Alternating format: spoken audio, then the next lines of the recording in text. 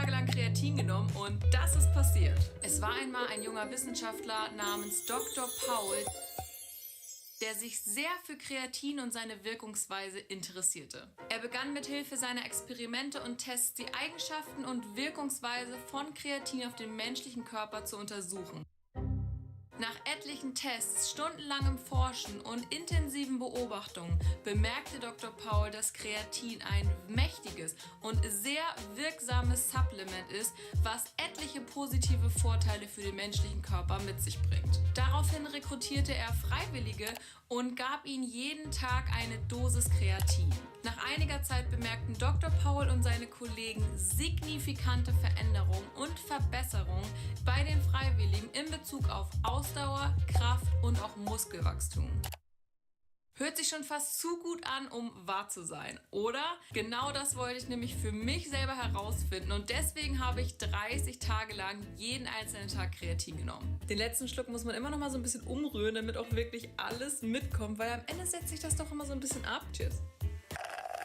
Das ist noch richtig viel.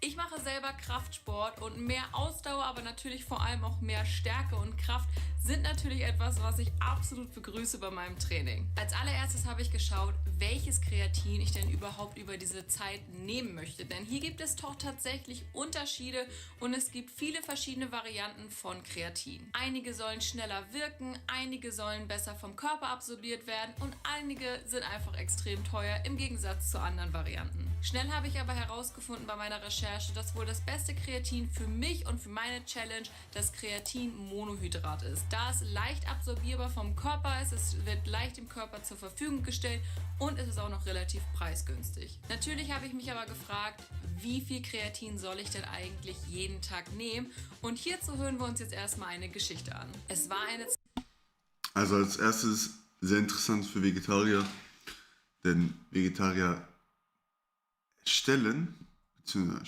selbst Kreatin im Darm her, beziehungsweise im menschlichen Körper, aber nur wenn er gesund ist. Und das haben die wenigsten von uns heutzutage. Hier ist das Problem, dass man dann halt entweder damit lebt, so mit so einem niedrigen Kraft, Ausdauer, Energielevel. Habe ich auch eine Zeit lang gemacht, so tue immer noch. Und, also teilweise. Und ja, Kreatinmonohydrat ist einfach das Standardding, ne? Heutzutage kriegt man überall. Kriegt man einfach überall. Kriegt man auch beim Rossmann um die Ecke. Ich habe vergessen, das Bild zu groß zu machen. Kriegt man auch bei Rossmann um die Ecke. Müsst ihr nur kurz einfach reinschauen. Ganz mal bei der Fitnessabteilung da. Bei den ganzen Riegeln und so weiter. Und sie hat das hier sehr schön gemacht mit dieser Geschichte mit dem Hund. Hat mich sehr amüsiert, sag ich mal so. Zeit der herausfordernden Entscheidungen. Eine junge Athletin wollte sich gerne mit dem Thema Kreatin auseinandersetzen und merkte schnell, dass es viele verschiedene Variationen, viele verschiedene Sorten und viele verschiedene Tipps im Internet dazu gab. Daher war es besonders wichtig, dass sie die richtige Entscheidung traf. Sie hatte gehört, dass die tägliche Dosierung von Kreatin zwischen 3 bis 5 Gramm täglich liegt und dass das Ganze für Frauen und für Männer einigermaßen gleich gilt. Natürlich fragte sie sich auch, wann denn die beste Zeit ist, Kreatin überhaupt zu nehmen. Und nach ihrer Recherche hat sie gelernt, dass es wohl am besten ist, wenn sie das Kreatin nach ihrer Trainingseinheit, das heißt nach ihrem schweren Krafttraining, zu sich nimmt. Denn anscheinend hat das die positivste Auswirkung auf den Kraftaufbau und aber auch auf den Muskelaufbau. Allerdings warnten ihre Freunde sie auch vor einem zu hohen Kreatinkonsum. Nimm nicht zu viel Kreatin, achte wirklich darauf, denn es ist noch nicht erforscht, welche negativen Auswirkungen ein zu hoher Kreatinkonsum auf unseren Körper haben kann. Nachdem wir jetzt diese Geschichte gehört haben, habe ich mich damals dazu entschlossen, 3 Gramm Kreatin täglich zu nehmen und wirklich darauf zu achten, dass ich es auch nach meinen Trainingseinheiten nehme. Das hat nicht jeden einzelnen Tag geklappt, weil ich ja auch nicht jeden einzelnen Tag trainiert habe, aber ich habe wirklich versucht, mich daran zu halten. Geschmackstest. Schmeckt es eklig? Kann man das Zeug überhaupt gut runtertrinken? Und was hat das für eine Textur? Dazu kann ich tatsächlich schon etwas aus meiner früheren Erfahrung erzählen, denn ich nehme Kreatin nicht zum allerersten Mal in meinem Leben während dieser 30-Tage-Challenge, aber ich nehme es wirklich zum allerersten Mal so lange am Stück und endlich auch mal konsequent, weil früher habe ich es vielleicht einmal die Woche oder so genommen oder habe es dann teilweise auch komplett vergessen. Jetzt wollte ich ja während dieser Challenge wirklich 30 Tage Kreatin durchnehmen. Ich trinke das Kreatin einfach mit einem Glas Wasser und für den Geschmack tue ich noch ein bisschen Zitrone rein. Schmeckt halt ein bisschen nach Zitrone, aber sonst nach nicht viel. Denn das Kreatin schmeckt eigentlich nach so gut wie gar nichts. Und ich muss auch wirklich sagen, dass das Runtertrinken auch wirklich gar nicht schlimm ist. Also ihr müsst nicht Angst davor haben, dass es irgendwie eklig schmeckt. Es ist absolut aushaltbar. Das Einzige, was den einen oder anderen vielleicht stören könnte, ist die etwas sandige Textur. Also mein Kreatin ist schon so ein bisschen sandig, aber ich meine, das soll ja auch nicht schmecken.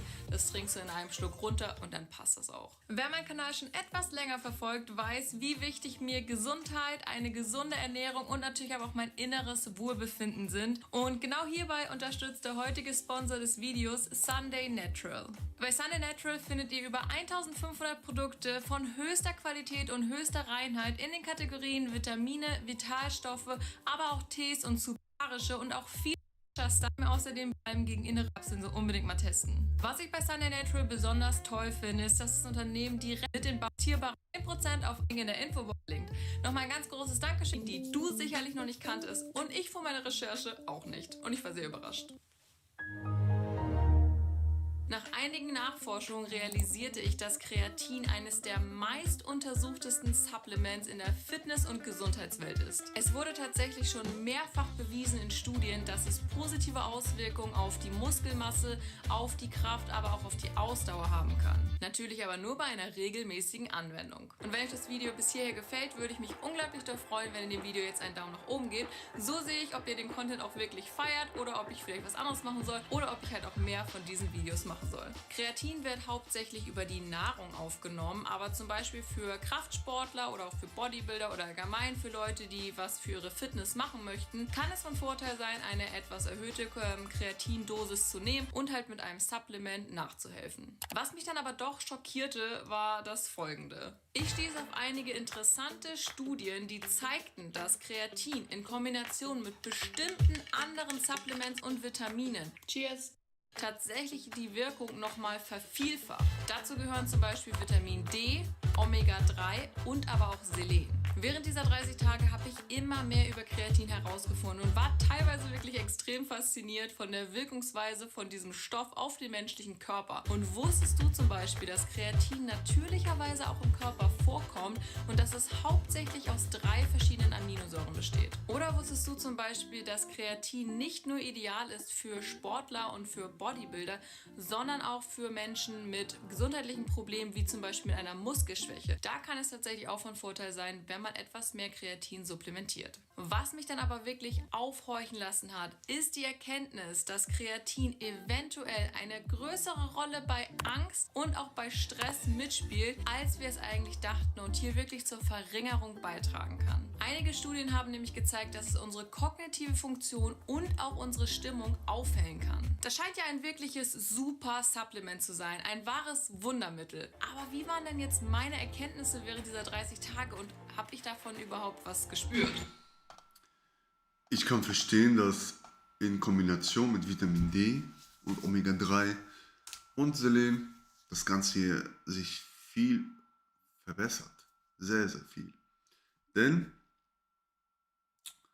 Vitamin D ist allgemein auch fürs Energielevel, wie soll ich sagen, verantwortlich. Genau, verantwortlich. Und Omega-3 trägt zum Beispiel zu entzündungshemmenden Eigenschaften bei. Was für ein Deutsch habe ich denn heute überhaupt? Und tut mir leid nochmal, ich habe vorhin vergessen, das Bild wieder klein zu machen. Habe ich erst zu spät bemerkt. Und ja, wie gesagt schon, Kreatin wird im Körper gebildet. Und ja, man muss halt nichts hinzufügen. Man kann einfach das mit Wasser trinken. So wie sie es gesagt hat, 3 bis 5 Gramm. Ich halte mich im Moment noch ein bisschen bedeckt mit der größeren Dosierung von diesem Stoff. weil ich schon vor ein paar Jahren schlechte Erfahrungen damit gemacht habe. Aber dort habe ich auch einen ganz, ganz anderen Lebensstil geführt und muss dir sagen, dass ich das Ganze jetzt nochmal teste mit meiner aktuellen Lage und mal schauen, was dabei rauskommt. Aber schauen wir erstmal weiter und gucken, was bei ihr dabei rausgekommen ist. Machen wir erstmal klein hier, ne? Mein Fazit nach 30 Tagen Kreatin. Nachdem ich so viel Positives über Kreatin herausgefunden habe, habe ich natürlich auch innerlich sehr stark gehofft, dass sich auch etwas bei mir verändert und dass ich auch eine so positive Wirkung spüren kann.